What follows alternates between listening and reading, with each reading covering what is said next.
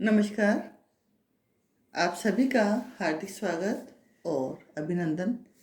इससे पिछले वाले सत्र में हमने पढ़ा था सोप और डिटर्जेंट के बारे में, उसको उसकी निर्माण विधि और उसके लाभ हानि आदि। अब इसी क्रम में आगे बढ़ाते हुए आज हम पढ़ेंगे धुलाई में काम आने वाले अन्य प्रतिक्रमों के बारे में। धुलाई में साबुन और डिटर्जेंट के अलावा भी कई सारे प्रतिक्रमक काम में लिए जाते हैं। उसमें मुख्य है अम्लीय प्रतिक्रमक, क्षारीय प्रतिक्रमक, चिकनाई अवशोषक प्रतिक्रमक और चिकनाई घोलक प्रतिक्रमक। सबसे पहले हम अध्ययन करेंगे अम्लीय प्रतिक्रमक के बारे में। अम्लीय प्रतिक्रमक में मुख्यतः जो टेक्सटाइल में काम में लिए जाते हैं वो है एसिटिक अम्ल, ऑक्जेलिक अम्ल, नींबू का अम्ल और ओलिक अम्ल। सर्वप्रथम हम लेते हैं अम्लीय प्रतिक्रमक। धुलाई कार्य में दाग धब्बों को छुड़ाने के लिए प्रयोग किए जाने वाले ये प्रतिक्रमक अम्लीय स्वभाव के होते हैं, इसलिए इनको कहा जाता है अम्लीय प्रतिक्रमक। इन प्रतिक्रमकों का उपयोग जांतव रेशे जैसे ऊनी रेशमी से निर्मित वस्त्रों के लिए उत्तम रहता है।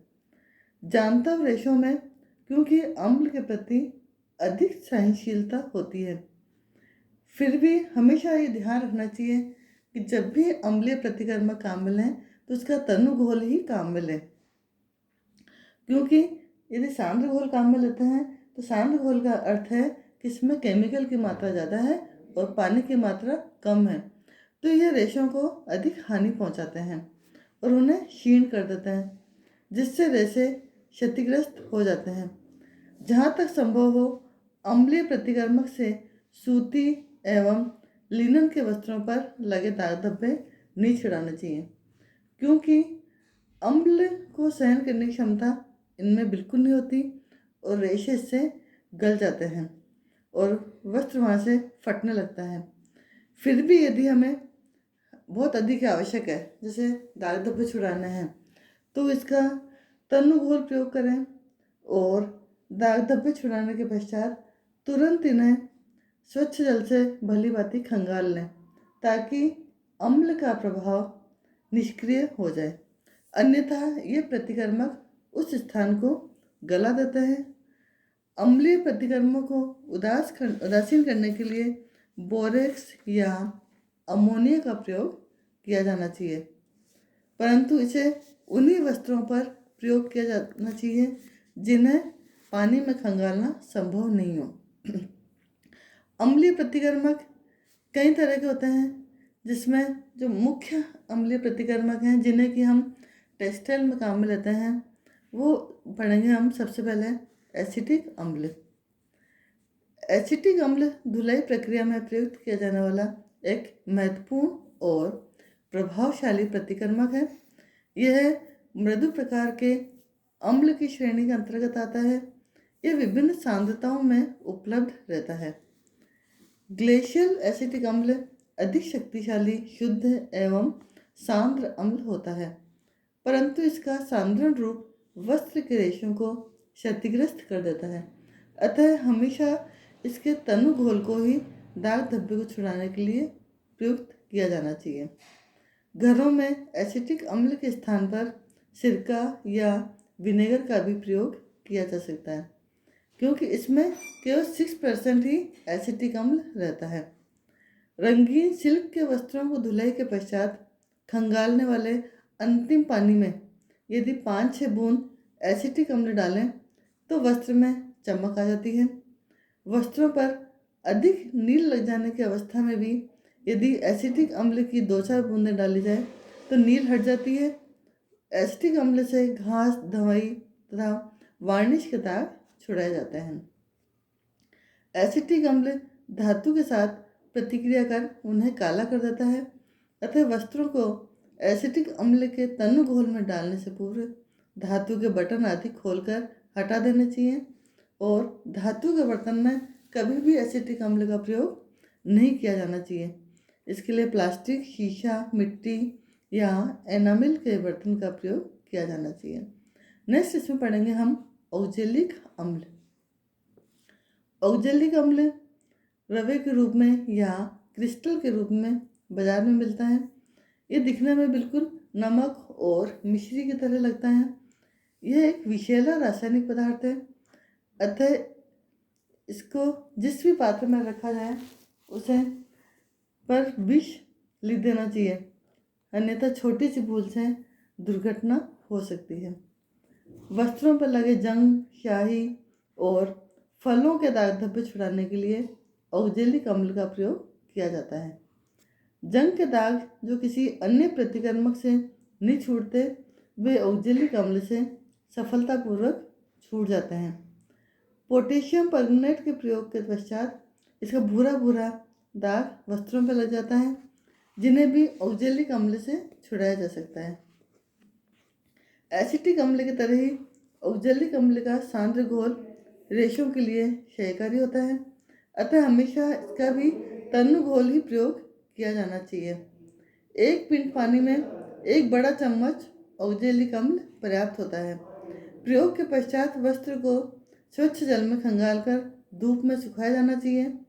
ऊनी एवं रेशमी वस्त्रों पर इसका प्रयोग नहीं करना चाहिए, क्योंकि ये ऊनी एवं रेशमी को नुकसान पहुंचाते हैं और औद्योगिक अम्ल धातु के साथ प्रतिक्रिया करता है, उन्हें काला कर देता है। इसलिए इसका प्रयोग धातु के बर्तनों में नहीं किया जाना चाहिए। लकड़ी, मिट्टी, प्लास्टिक और एनामिल के बर्तन ही इसके लिए प्रयोग में लाए जाने चाहिए। नेक्स्ट इसमें है नींबू का नमक।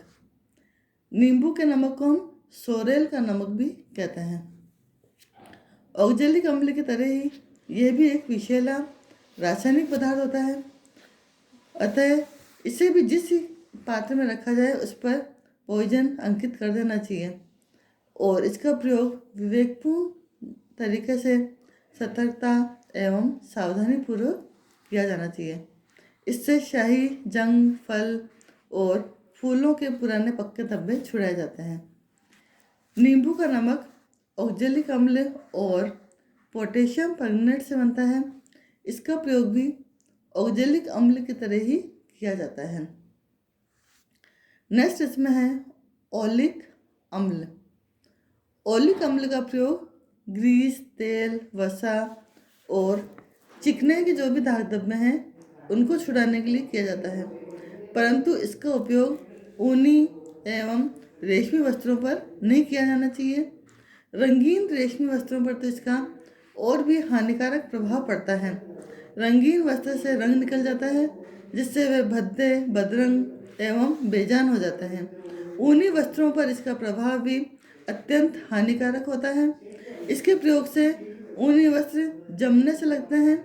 सूती एवं लिनन वस्त्रों से चिकनाई के दाग धब्बे इससे छुड़ाए जा सकते हैं, परंतु रंगहीन वस्त्रों पर इसका उपयोग नहीं किया जाना चाहिए। ओलिक अम्ल एक प्रकार का वसीय अम्ल है, जिसका प्रयोग साबुन निर्माण में किया जाता है।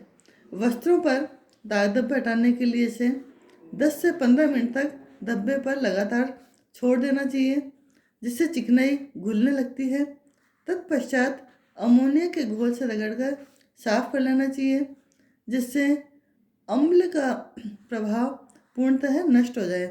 दाग धब्बे छुड़ाने के तुरंत बाद इसे स्वच्छ पानी में खंगाल लेना चाहिए, नहीं तो वस्त्र में से ओलिक अम्ल की तीव्र दुर्गंध आने लगती है। इस तरह से ये अम्लीय प्रतिकर्मक हैं जो कि वस्त्रों पर लगे दाग धब्बे को छुड़ाने में काम आते हैं।